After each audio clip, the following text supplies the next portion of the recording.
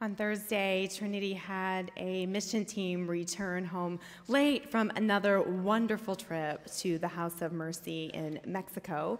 And now I'd like to invite Dan Huston forward, one of our team members, to share a little bit about that experience.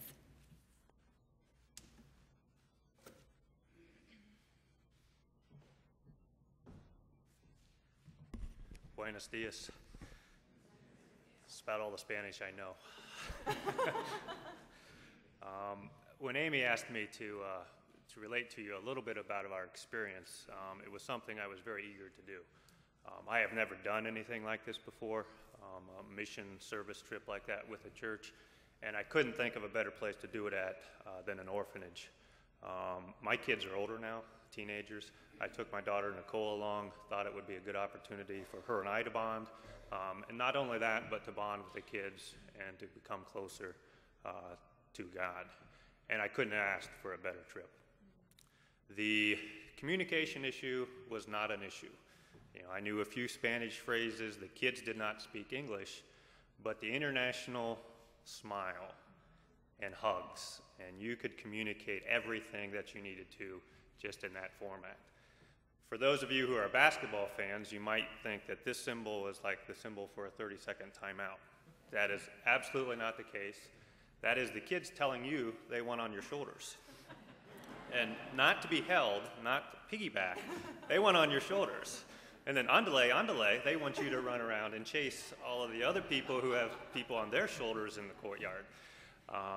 And you got a lot of joy out of that, and a lot of energy was expended.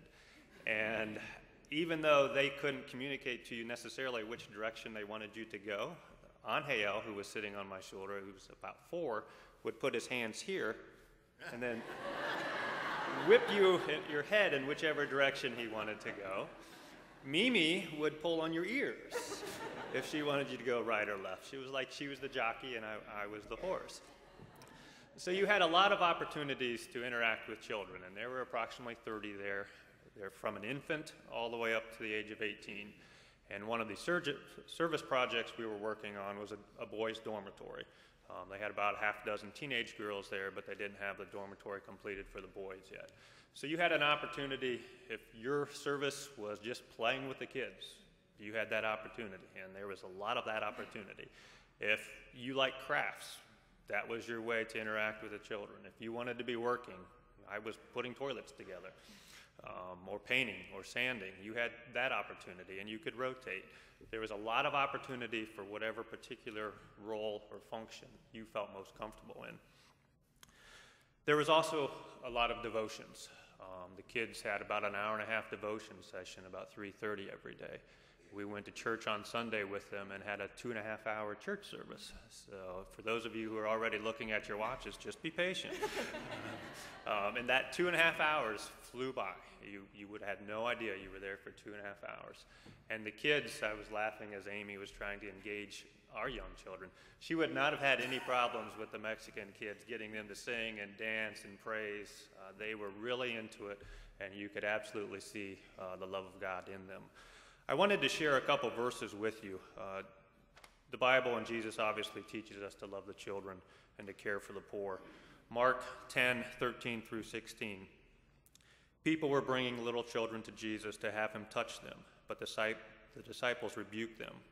When Jesus saw this, he was indignant. He told them, "Let the little children come to me, and do not hinder them, for the kingdom of God belongs to such as these. I tell you the truth, anyone who will not receive the kingdom of God like a little child will never enter it." And he took the children in his arms with his hands on them and blessed them. We're also taught to care for the poor. If anyone has material possessions and sees his brothers in need, but has no pity on him, how can the love of God be in him? Dear children, let us not love with words or tongues, but with actions and in truth. That is 1 John 3:17 and 18. I would just urge you, if you are so moved, if you want to help children, if you want to care for your brothers, seriously consider supporting the House of Mercy in Piedras Negras. Seriously consider going on one of the mission service trips. You will not regret it. Thank you.